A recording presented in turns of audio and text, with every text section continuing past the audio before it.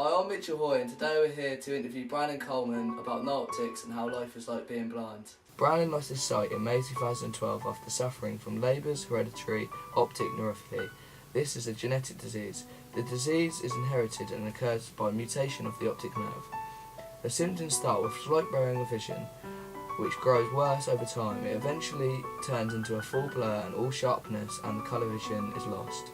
It mainly affects the central vision, which is essential to reading, writing and driving. What's life like being blind? It's obviously one of the worst things that could have ever happened to me, and has ruined my confidence and my ability to be able to work. And I did have a job as well, which I lost due to losing my sight, so I can't work anymore. I get very strong paranoid thoughts as well, where I can't see what's going on, such as hand movements, things like that, which doesn't make me feel any better in myself when I think things like that. What was life like living alone? It wasn't the easiest at times, especially when it made it a lot harder for me, as I couldn't sleep by myself.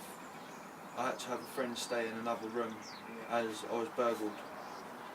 You was burgled? Yeah, I got robbed by somebody who used to come around my house, make out he was a nice person, and then he stole from me a lot of money, which didn't. That's terrible. Where do you see yourself in the future? I hope to learn maybe a skill of someone non-sighted. I hope to hopefully get my sight back one day, which will make me feel obviously extremely much better, and I'll appreciate things of life a lot more as I've lost something.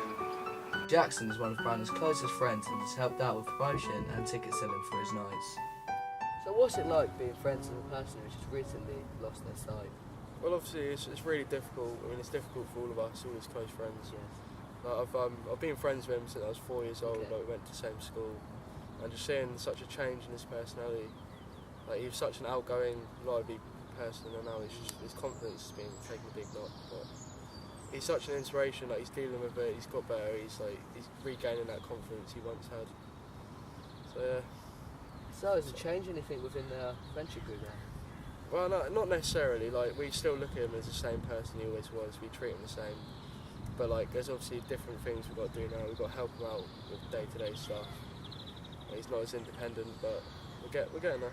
How did you start in optics?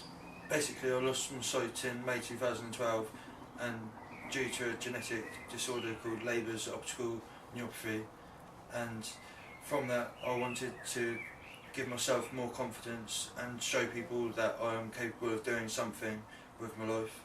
So I chose to promote drum and bass and hip hop events in Portsmouth. What are nights out like for you? Sometimes they can be very hard, sometimes they're very good. Obviously, when I'm out, I can't see who's around me. Sometimes I worry whether my mates have left me on my own because I'm just where I'm dancing and I can't see who's around me. Yeah. I don't know who's there, and they always end up having to remind me that they're with me and making sure that I'm okay. Do you ever get in any trouble when you're out? I get in trouble a lot. I've had my cane called a hiking stick, golf club, many of other things as well, which sometimes does ruin my confidence to go out But again. that's hard. Yeah. That's hard. Yeah. We interviewed someone who went to your first night, and what did you think of this? So Jacob, what did you think of the no optic nights? Yeah, they're both really good. The first one was more like local DJs. It had like Indy Wilkinson, business partners there. It was more like a housey night, but there was a bit of drum and bass as well. And then the second night was a bit more like, it moved up a bit. Like he had Nicky Blackmarket and Decimal Bass. So it was a lot more like, he's upgraded a lot and he's like invested a lot more money. And it's like quite inspirational that he's managing to do all this. Yeah, would you go to his next night? Yeah, definitely. It's very inspirational, and good feedback from all my nights obviously makes me feel a lot better, as I organise all of these nights by myself, and when somebody comes back to me and says they've enjoyed themselves, it makes me feel like I've achieved something.